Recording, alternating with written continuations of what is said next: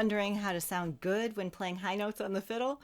I'm Ruth Rowland, the Fiddle Geek, and I've played on stage with artists from Motown's Smokey Robinson to Nashville superstar Brian White.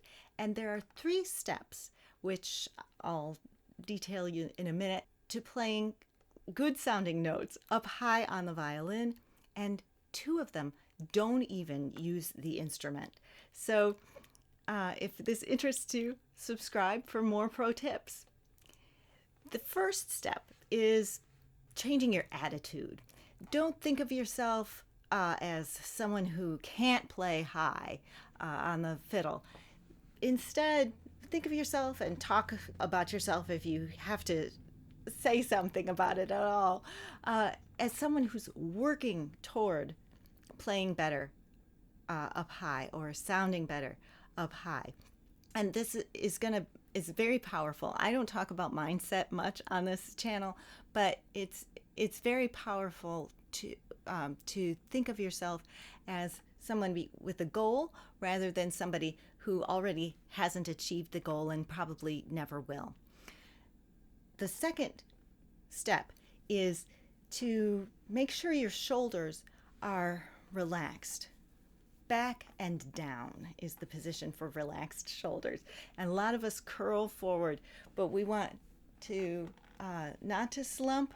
We want to move through our lives with shoulders that are back and down, and move from the ball and socket joint.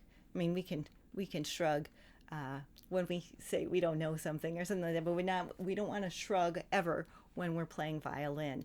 For one thing, it pops your shoulder rest off if you have one of those rigid shoulder rests, but it's also just not the way it makes your hand stiffer and less precise, less speedy. So shoulders down and back, and then the arms as well. The arms, we want just relaxed arm weight. You can do some arm flaps if you want. The idea is, if you're lifting your arm say you're lifting your bow arm with your violin hand, you take your violin hand away, the arm should drop to the side, to your side. And this may sound silly, but really, if you lifted my arm, I want to help you. I don't want you to have to carry the whole weight of my arm. So I naturally make my arm stiffer, right?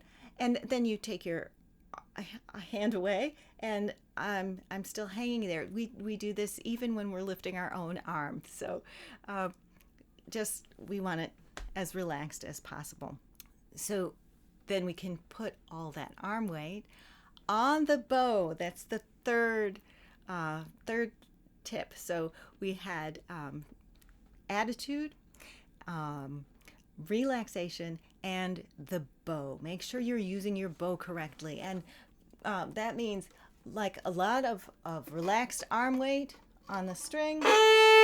And if you have relaxed arm weight, you're going to need bow speed as well. That's better. And if you have speed, you're going to need to make sure you're bowing straight. Because if you try to bow fast with a crooked bow, it's going to bounce and go haywire. So in order to bow straight, I'm not going to talk about straight bow much, but don't rely on your eyes to bow straight. Just rely on the string. It only vibrates in the right direction to move the bow along the current. So you don't really have to do anything. If you hold your bow gently, it will naturally find its own path. And speaking of the path, we may want to make the path a little bit closer to the bridge. Listen to this. You see how I ended up close to the bridge here?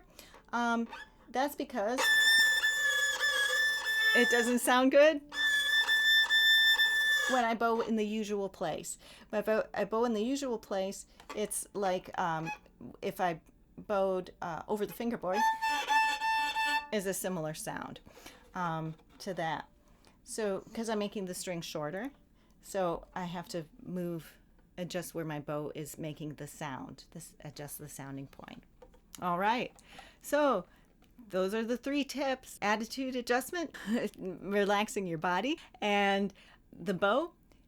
You need the right arm weight, the right bow speed, need to be perfectly straight, and a little bit closer to the bridge. Watch this video next. It goes into finding the right notes, finding exactly the right notes when you're shifting up and down the instrument. See you there.